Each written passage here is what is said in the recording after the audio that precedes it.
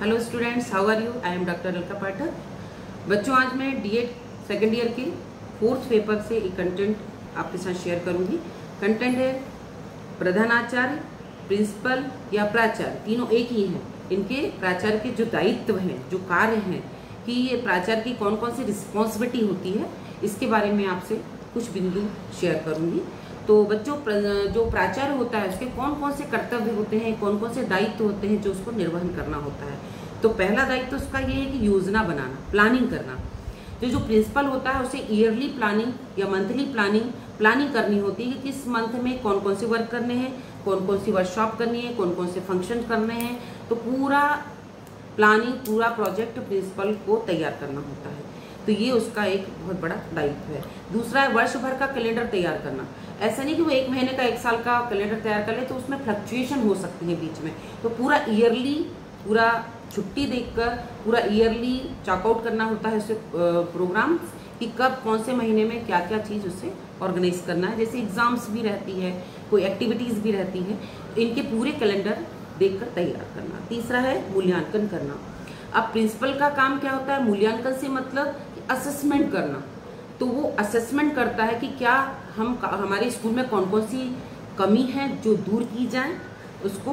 तो ये अपना ऑब्जर्वेशन करता है कि अच्छाइयाँ क्या हैं उसको और हाईलाइट किया जाए, और जो कमियां हैं, जो ड्रॉबैक्स आ रहे हैं या फीडबैक्स आ रहे हैं पेरेंट्स के, उसको और रिकवर किया जाए, उसको सुधारा जाए।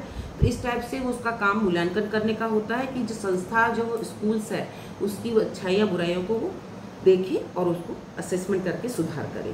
फिर है पाठ्य सहगामी क्रियाओं का आयोजन। तो को करिकुलर एक्टिविटीज़। अब आपने देखा होगा स्कूल में करिकुलम के साथ को करिकुलर एक्टिविटीज़ भी होती है। तो को करिकुलर एक्टिविटीज़ क्या होती है?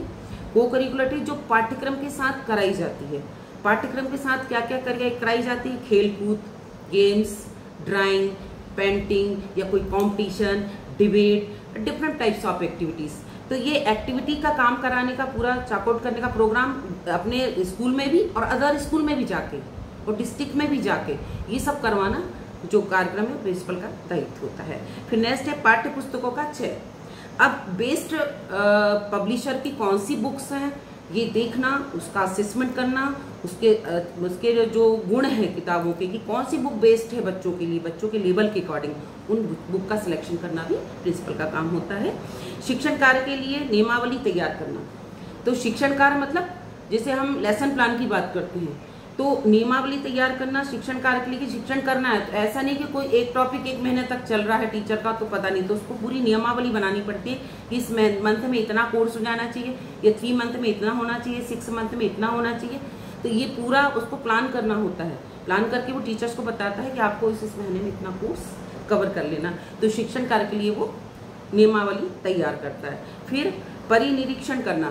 तो निरीक्षण करना प्रिंसिपल का काम है, प्राचार्य का, कि वो पूरी गतिविधियों पर नजर रखे, पूरे टीचर की टीचिंग पर नजर रखे, कौन सी एक्टिविटीज हो रही है, बच्चों की क्या रिस्पांस है, कैसा फीडबैक आ रहा है। ये सो मेनी एक्टिविटीज उसको ऑब्जर्व करना होता है और वह निरीक्षण करता है। ये कार्य प्रिंसिपल का होता है।